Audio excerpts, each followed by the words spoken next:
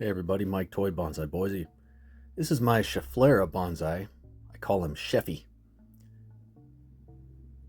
It's pretty grown out and looking healthy. So I'm going to show you maybe about a year's worth of clips just to show some progression. But first, I'll show you where it originally started back in December of 2018. It's about 6 years ago. Started off just like this little guy right there. That was it. And it was part of a clump at the time. Fast forward about a year to the next year, and this is how it was looking then. It's been repotted into a few different pot styles just to find the right one. Fast forward to June of 24. Here it is outside on the bench, looking good and healthy.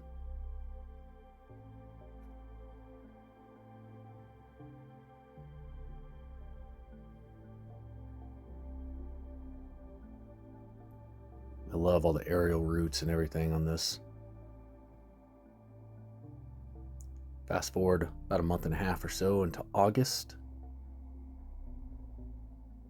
It had grown out quite a bit. The aerial roots didn't happen from being outside. It happened from being in the grow tent over winter. I put a plastic bag over it one year. And that is a great way to produce aerial roots. I've got a few videos on that. But it worked like a charm. I've actually had to get rid of some aerial roots. It at one point was so just overgrown with aerial roots, it was kind of taking away from the main trunk.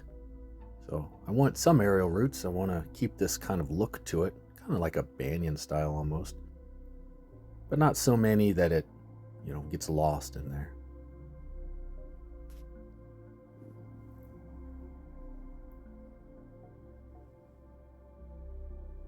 It's been a little difficult the past year or so just to kind of see what's going on in there with the branch structure. Just because it's so grown out and healthy. So it's a good problem to have. I'm not complaining, But here it is, just in the middle of summer. I just wanted to prune it up.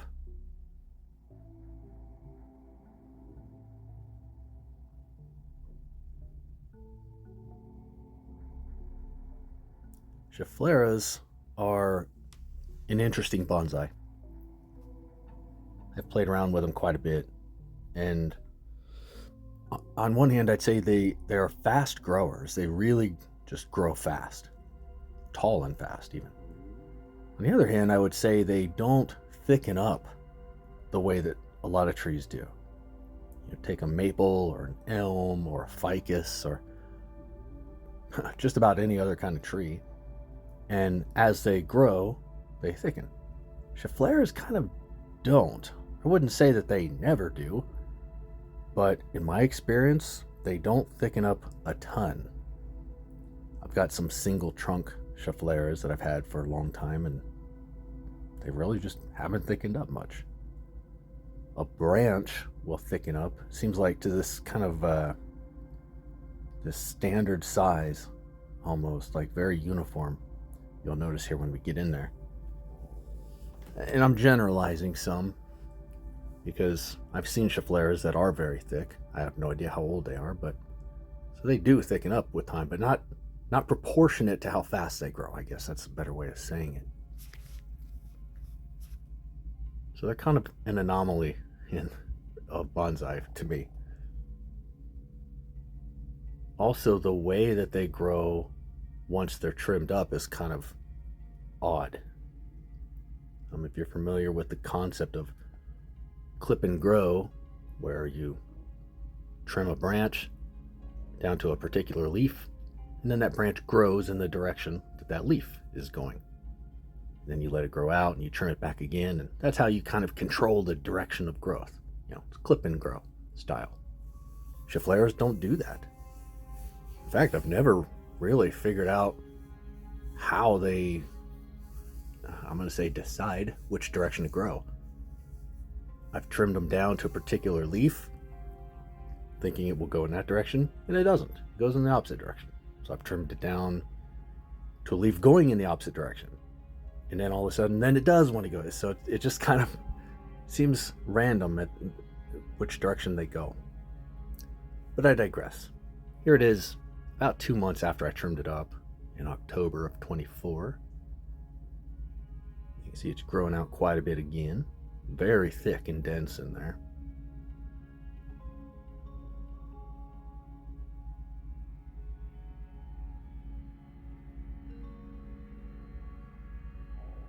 It's like trying to peek into a jungle.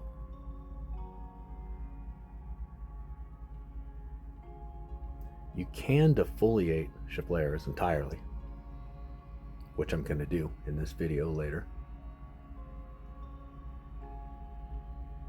So that's something that separates it a little bit from, say, a Ficus benjamina. Ficus benjamina, you really can't defoliate because it'll just die. Scheffleras you can. They do propagate super easy. If you want to propagate one, just take a cutting, put it in a cup of water. That's basically all you gotta do. It'll grow roots.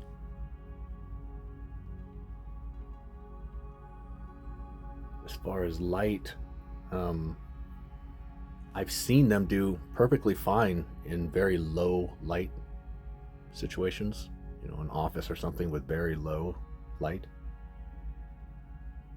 But at the same time, they really thrive on full direct light. I have these in full direct sun all summer long. They do not like cold. I don't know where the line is. I would assume it's probably the frost line.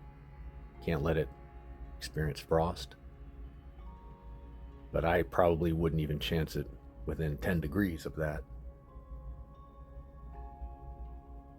So they are not cold tolerant.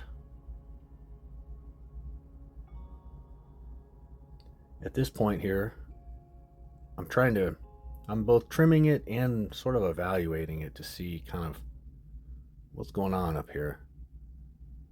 What I'm afraid of, since I can't really see what's going on, is that growth is getting too heavy on one branch or another, and it's by the time I get in there to see, it'll be too late. I'll have to do a big correction, but so far not seeing any of that yet.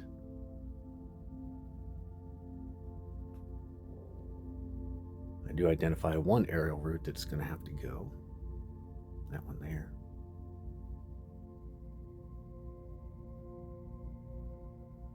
I tried pulling it out, but it was in there pretty good, so I just cut it.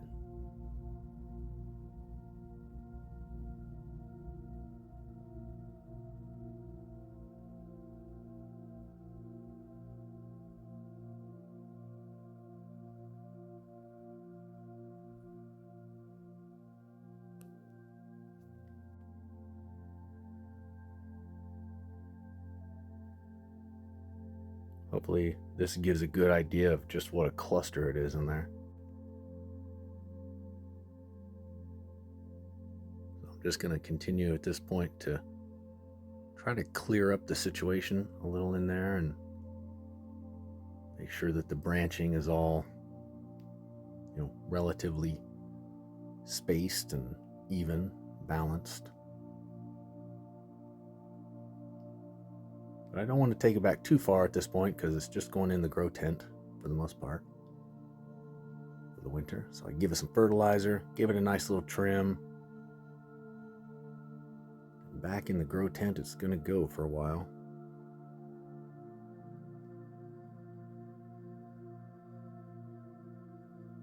After I see this one little thing I gotta fix right there.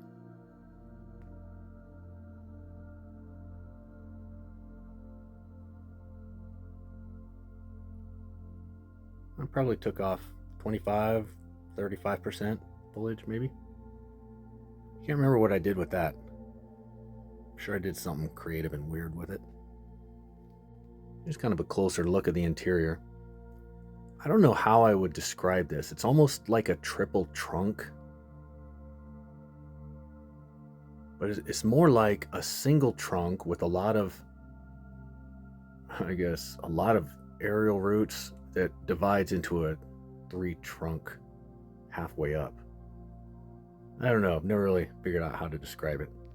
But anyways, fast forward a few months now into January of 2025. You can see it's grown out again quite a bit. And I went into it this time with the intention of doing a pretty good trim, maybe 40 to 50%. Because I wanted to get a look at the structure in there. I didn't get a great look last time. So that was my intention going into this.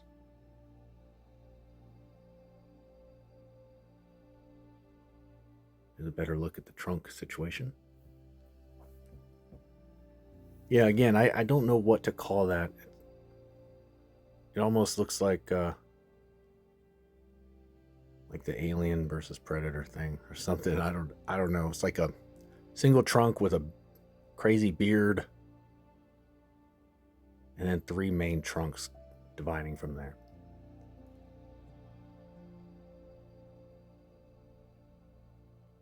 So my intention of a healthy trim quickly turned into a full defoliation. So that's what I did. I just decided it's been a long time. I think I did a defoliation 3 years ago-ish, somewhere around there.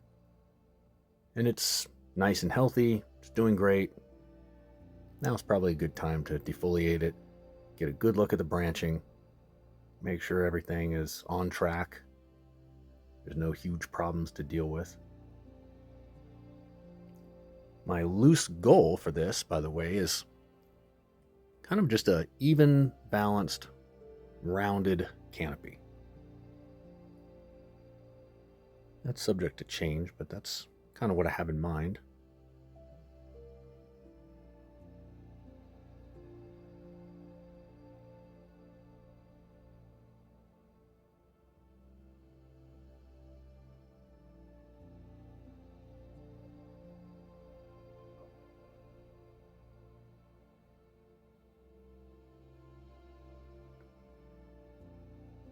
Almost there.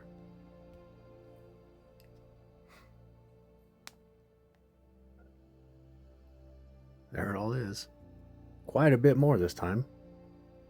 About 100%. So here's a look now at the structure. Completely bare. The reason I leave those little stems is so I'm told, at least, it prevents any kind of bugs or disease or anything from getting into the cut points. There's my little ladybug friend. You can see him there on the left side.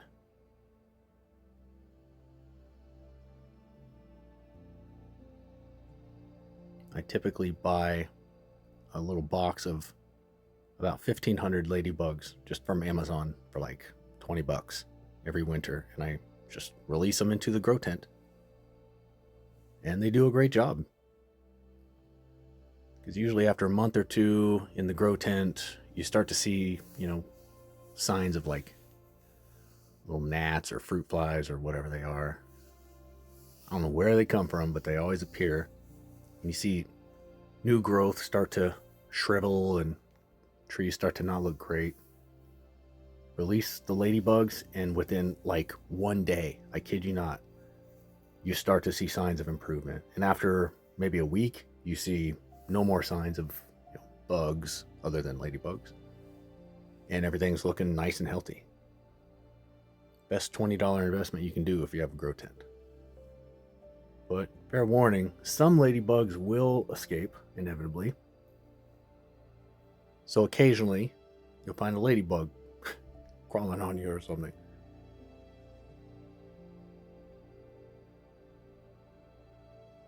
There's that branch. I sort of pushed it out of that aerial root back in October.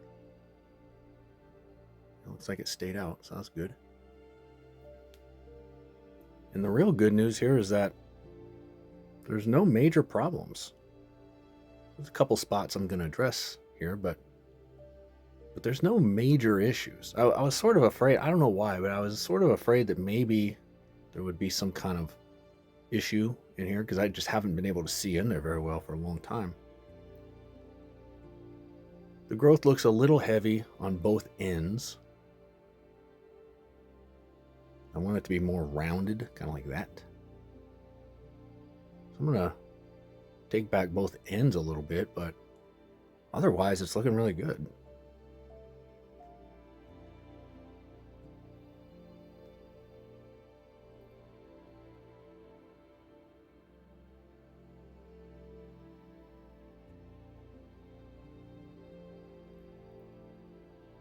The really cool thing about Scheffleras, and this is a perfect example, is that it doesn't take long for them to develop some character and personality.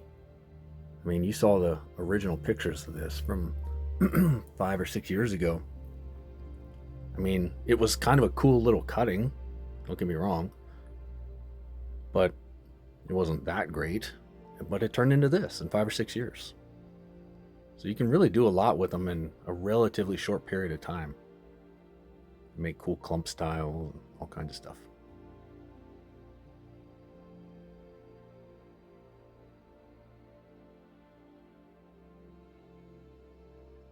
Also, they're cheap. You can find these kind of periodically. It seems like a store either has 5 of them or none of them. But, you know, Walmart, Red Meyer, just wherever. You can find little clumps of them for 30 or 40 bucks at the most, probably. I've got tons of videos of the clumps that I find at stores and me defoliating them and turning them into a clump style or something. So they're easy to find, easy to work with, and kind of fun. And one more picture of how it started. All that in 6 years. So that's where I leave this guy for now. Back in the grow tent it's going to go. I'll let it continue growing for the winter. And then come spring, late spring probably, I'll move it back outside. Give you another look, close-up look at the interior here.